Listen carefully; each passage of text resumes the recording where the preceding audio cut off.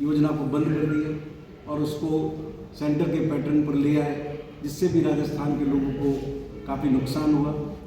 अब DLC rate 1 साल में 2 बार डीएलसी रेट सभी जगह, ऐसा क्या हुआ है राजस्थान के अंदर जो आप डीएलसी रेट इतने बढ़ा रहे हैं?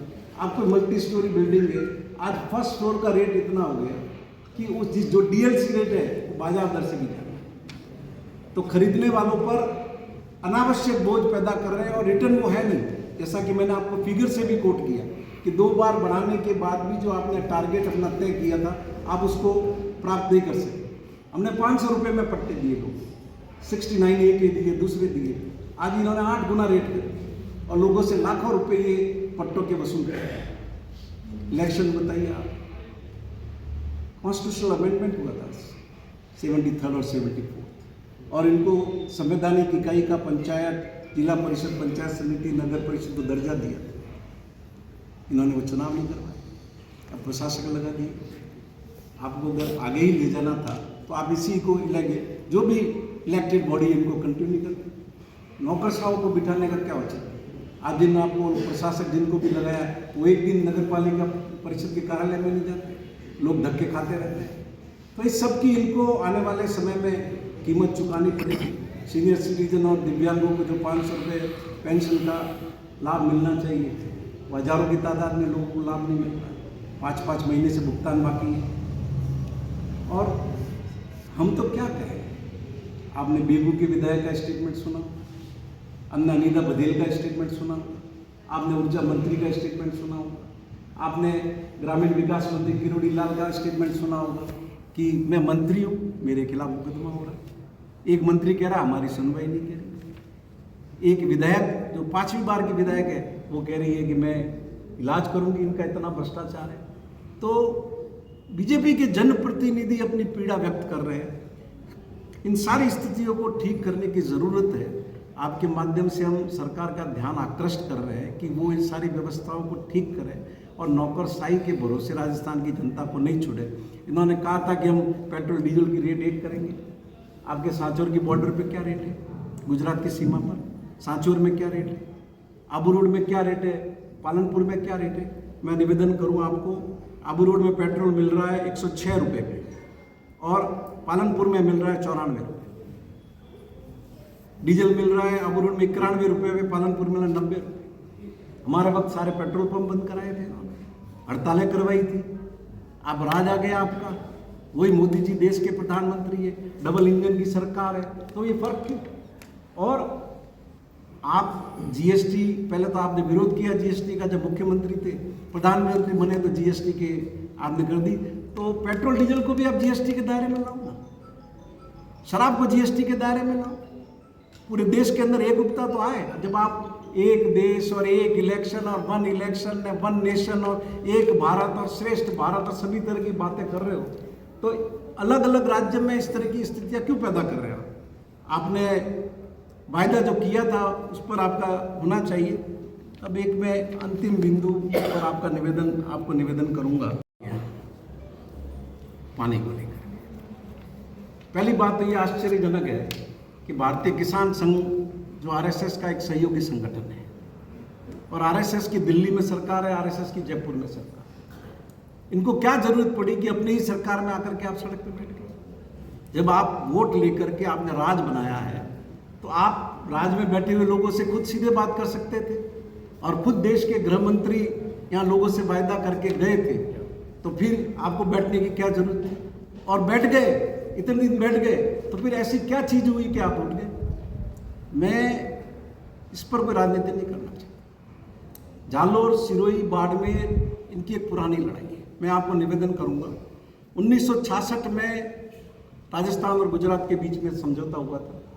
नाथूराम जी बिरला सिंचाई मंत्री थे और तब यह तय हुआ था कि नर्मदा का पानी जब गुजरात के खेड़ा जिले में पहुंच जाएगा तो माही व्यास का बचा हुआ पानी इन जिलों को मिलेगा। यह लिखित एग्रीमेंट है। अब 9 साल पहले नर्मदा का पानी खेड़ा जिले में पहुंच गया, लेकिन इसके बाद भी मोदी जी ने राजस्थान को पानी नहीं दिया। सुजलाम सुफलाम के नाम से नई नहर बना करके उन्होंने वो सारा पानी उसमें उपयोग करने में लिया, वो भी पूरा नहीं, बाकी का बचा हुआ पानी आज भी समुद्र में जा रहा है। तो पहली बात तो इनको ये करनी चाहिए कि उस समझौते की क्रियान्विति क्यों नहीं करते आप? आज तो दोनों जगह आपकी सरकार है, आपको समझौते की क्रियान्विति करके इन तीनों जिलों का जो हक इतने दशकों से मारा जा रहा है वो हक दिलवाएंगे। इसी मुद्दों को लेकर के हाईकोर्ट में यहाँ के किसानों ने पीआई दायर की है। राजस्थान किसान संघर्ष समिति बनाम government of India and government of Rajasthan, वो पीआईएल चल रही है, इसमें ये पानी है। और ये जवाई नदी को पुनर्जीवित करने की बात, जब गृह मंत्री जी चुनाव के वक्त ये वायदा करके गए तो अब आपको क्या तकलीफ है? आप लाइए ना, किस फॉर्म में आप इस नदी को पुनर्जीवित करेंगे? आप बताइए, आपकी नीयत खराब है। मैं ये दोनों एग्रीमेंट आपके सामने ही, दोनों रिप्लाई, उस पिटीशन के अंदर जो रिप्लाई इस साल पीएचडी और इरिगेशन ने पेश किए हैं राजस्थान हाईकोर्ट में, एक तो भेजा है अभी अंडर प्रोसेस है और एक पेश कर दिया है, उसका मैं ज़्यादा नहीं, मैं कॉपी आपको उपलब्ध कराऊंगा, सिर्फ 4 लाइन में आपको पढ़ के सुना रहा हूँ जो रिप्लाई पीएचडी ने राजस्थान हाईकोर्ट में पेश किया है। No person can claim that they should be provided extra facilities of drinking water because they are residents of nearby area of a river और particular dam. The petitioner fails to establish any legal right in their favour to claiming such extraordinary treatment with them. ये PhD की, राजस्थान सरकार के PhD का Rajasthan high court में जवाब है, जिसकी मैं कॉपी आपको दूंगा। इसका बिंदु 5 में ये पैरा मैंने को पढ़ कर सुनाया। तो आप यहाँ के जनप्रतिनिधि, बदनलाल की सरकार, उनकी सबकी नीयत समझ सकते हैं और लोग भी समझ सकते हैं कि इनकी कथनी और करनी में कितना फर्क है। ये ऐसा नहीं हो, हम आपका इसमें सहयोग चाहते हैं कि गृह मंत्री जी ने जो वायदा किया है वो वायदा जुमला साबित नहीं हो, इसके लिए हम आपका सहयोग चाहते हैं, इसलिए आपके ध्यान में ये बिंदु ला रहे हैं। अब ये एक्सेल इरिगेशन ने जो रिप्लाई तैयार करके भेजा है कोर्ट में देने के लिए डबल एजी को, उसका मैं एक बिंदु आपको पढ़ के सुनाऊंगा, कॉपी हम आपको उपलब्ध जरूर कराएंगे। ये 4.11 पे जो हाईकोर्ट में पिटिशन है उस पर इन्होंने रिप्लाई भेजा है। हाँ, ये सही है कि 2018 से 2021 तक वर्षा पश्चात आंकड़ों के अनुसार भूजल का स्तर गिरा है, लेकिन यह पूर्णतः कहना गलत है कि जवाई बांध से जवाई नदी में पानी नहीं छोड़ने के कारण भूजल स्तर पर गिरावट आई। विगत वर्षों में जालोर जिले के विभिन्न प्रकार की कैश क्रॉप फसलों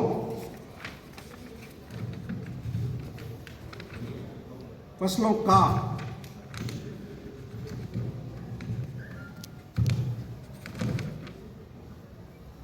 उत्पादन किए जाने के कारण भूजल का अत्यधिक दोहन के फलस्वरूप भूजल स्तर का गिरना स्वाभाविक है एवं ये प्रक्रिया लगातार चल रही है। मतलब आप हाईकोर्ट के सामने भी जालोर की जनता का या सिरोही की जनता का या बाड़मेर की जनता का हक सकारात्मक रूप से आप नहीं रखना चाहते, वहां भी यहाँ की जनता की स्थिति को आप कमजोर कर रहे हैं, जिससे हाईकोर्ट से इस संबंध में कोई ऑर्डर नहीं हो, कोई रिलीफ नहीं। तो आपके माध्यम से मेरी सरकार से यही विनती है, जिन बिंदुओं की तरफ हमने ध्यान आकृष्ट किया है उसको ठीक से डील करें, और जो माननीय गृह मंत्री जी ने वायदा किया है हमको भी उम्मीद बंधी है उससे, और जो समझौता राजस्थान गुजरात का हुआ है उसको क्रियान्वित करें। अब आपको एक बात पूछना चाहते हैं कि ये बराबर राजस्थान जालोर सिरोही बाड़मेर की समस्या का समाधान नाथूराम जी मिर्दा कमेटी के जो इरिगेशन मिनिस्टर गुजरात और राजस्थान के बीच में MOU साइन हुआ था, जो समझौता हुआ था, उसमें नहीं थे। और बराबर अशोक गहलोत साहब की सरकार के वक्त में गुजरात के प्रिंसिपल सेक्रेटरी इरिगेशन को बराबर पत्र लिखे गए कि ये करिए, ये करिए। मैं खुद गजेंद्र सिंह जी शेखावत जब जल संसाधन मंत्री थे, खासाकोटी में जाकर के उनसे मिला, उनका पूरा ध्यान आकर्षित करवाया। और आप बताओ यार, उन 2 गुजराती भाइयों के मुंह से पानी कौन निकाल कर रहा है?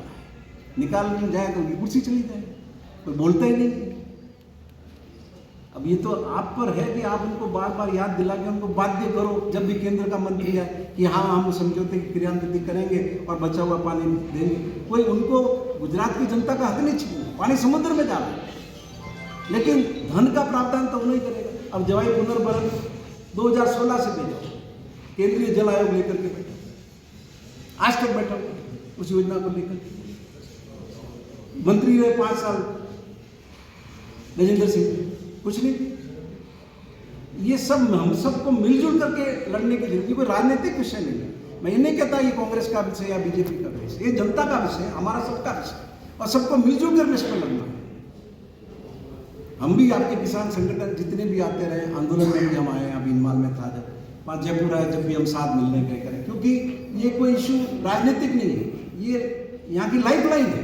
यहाँ का आगे का आज सारे लोग अपने बाहर जाते हैं काम करने के लिए, क्यों जाते हैं? अगर यहाँ पूरे अवसर हो तो क्यों जाए बाहर।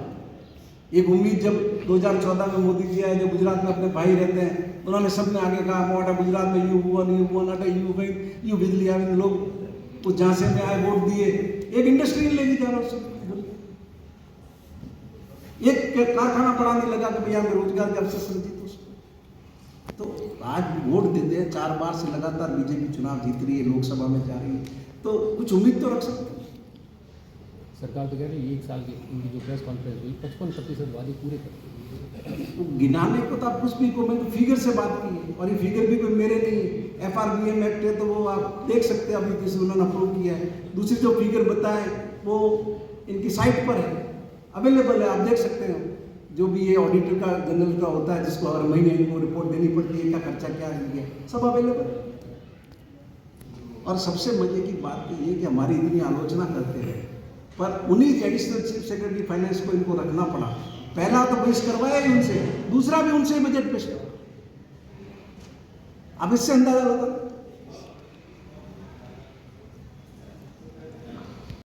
कार्रवाई चालू। जवाई पुनर्भरण का प्रोजेक्ट पड़ा हुआ दिल्ली में, वो भी मंजूर हो। अशोक गहलोत साहब ने जो भुज और सांडमारिया में 3000 करोड़ रुपए के जो बांध स्वीकृत किए थे, क्या 1 साल हो गया। सर, जालोर फोर्ट की सड़क और मेडिकल कॉलेज के दोनों स्वीकृत काम रुके हुए हैं, इसका क्या कारण मानते हैं? जो भी स्थानीय मुद्दे हैं इसके बारे में उपराज जी पराशर आपको बताएंगे। मेडिकल कॉलेज जालोर में नहीं हुआ, ये बहुत अफसोस का विषय है। देश के माननीय प्रधानमंत्री जी, आप जालोर जिले की जो समस्या है और जालोर जिले के जो विकास कार्य हैं उसके बारे में लगातार अपनी बात अपने समाचार पत्रों के माध्यम से, इलेक्ट्रॉनिक माध्यम से बताते हैं। जालोर में हम सब लोग पिछले 8-10 महीने से कंटिन्यूसली आपने देखा होगा, अपनी बात जिला प्रशासन को सरकार तक पहुँचाने का काम कर रहे हैं कि गहलोत सरकार के समय जो ऐतिहासिक काम हुए जालोर जिले के लिए। मेडिकल कॉलेज के बारे में अभी बताया गया कि जमीन का आवंटन नहीं हुआ। मैं आपको बताना चाहूँगा कि जितनी जमीन मेडिकल कॉलेज के लिए आवश्यकता है उतनी जमीन आवंटन हो गई है। मैं आपको उसकी कॉपी भी आपको भिजवा दूँगा। एक बार पहले आवंटित हुई थी, जब कमी हुई तो दूसरी बार उसका एडिशनल आवंटन हुआ है, उसकी कॉपी मैं आपको सबको मैं भिजवा दूँगा। सारे प्रावधान कंप्लीट होने के बाद ही मेडिकल कॉलेज की स्वीकृति हुई थी।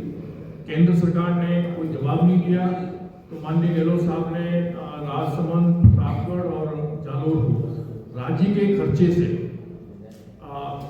जोड़ते हुए राज्य का खर्चा जो भी इससे जो भी खर्चा होगा उसको राज्य वहन करेगा, तो उसको स्वीकृति बजट के अंदर दी। उसके बाद में उसका टेंडर हुआ, उसके बाद में उसका वर्क ऑर्डर हो गया, काम भी चालू हो गया और उसके बाद में उसको बंद कर दिया गया। मैं समझता हूँ कि इसी तरह से फोर्ट रोड का मामला था, जालोर दुर्ग पर बाकायदा सारी चीज़ें प्रावधान के तहत हुई है, सारी स्वीकृतियाँ हुई हैं। और ये बागरा 4 लाइन का मामला था, उसमें भी छोटी मोटी अड़चनें डालकर वो भी अब शुरू हो गया। उसके लिए तो धन्यवाद है कि चलो अपनी बात उन्होंने मानी। वीरमदेव कानरदेव जिसकी बात करते हैं, योगेश्वर गर्ग जी मुख्य सचेतक हैं, उन्होंने बात कही थी कि वीरमदेव कानरदेव के जो ग्रंथ हैं उनको आगे लाया जाए, स्कूल की शिक्षा के अंदर उसको जोड़ा जाए। तो मैं समझता हूँ कि इतना बड़ा हम काम करने जा रहे थे, एक पेनोरमा यहाँ पर है ताकि यहाँ के लोग देखें, यहाँ के बच्चे देखें, उनसे शिक्षा लें। तो मैं समझता हूँ कि वो भी काम जल्दी से जल्दी शुरू हो जाना चाहिए। मेरा आपके माध्यम से सरकार से निवेदन है कि सभी कामों को जल्दी से जल्दी पूरा करें। ये कोई कांग्रेस बीजेपी का मामला नहीं है। अगर ये सब काम होंगे तो मैं समझता हूँ मेडिकल कॉलेज से जालोर जिले के स्कूली छात्र हैं, जो छात्र हैं उनको फायदा मिलेगा। दुर्ग पे जाने के लिए एक टूरिस्ट प्लेस हमारा डेवलप होगा। ये सारी चीज़ें मतलब जालौर के विकास के लिए माननीय गहलोत साहब ने उसमें स्वीकृत की है।